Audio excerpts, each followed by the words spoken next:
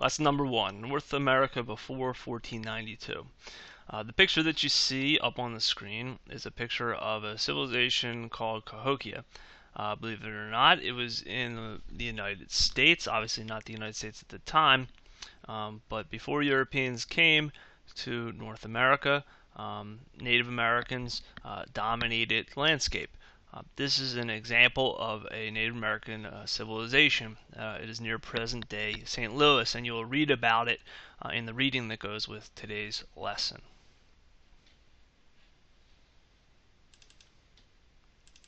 So again, like I said, the lesson is going to focus on what North America and parts of South America were like before 1492. So 1492, what's the significance of that year?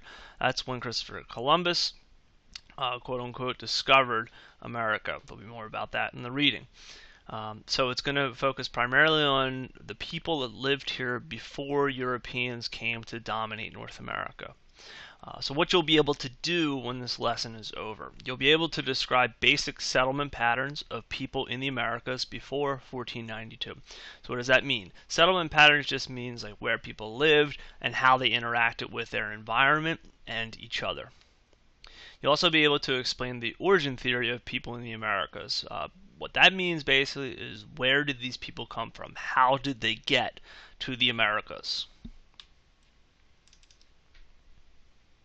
The things that I really want you to think about while you're reading, we call those essential questions, are what were the Americas like before 1492? So before Europeans came to North America, just what were things like? How are they different? What things do you see that are the same? Just overall, what were the Americas like before 1492?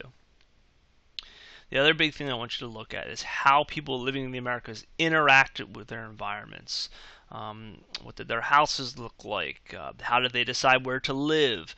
Did they move based on season? What did they build with? What kind of tools did they have? Things like that. So underneath the video, if you look down, you'll see some questions that go with the reading. The reading will be from pages 4 to 9, and at the end of that reading you should be able to answer the questions that are below this video.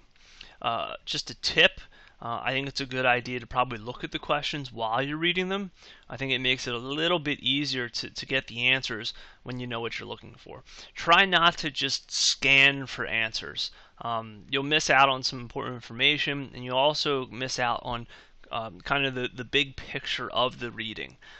So while it is okay to look at the questions and think about them while you're reading, I would highly recommend that you make sure that you read the entire reading and also take note of the pictures and maps and things like that that are on the side. If you have any questions or you'd like me to do this with you or work on it with you or check your answers before you submit them, feel free to contact me. Good luck.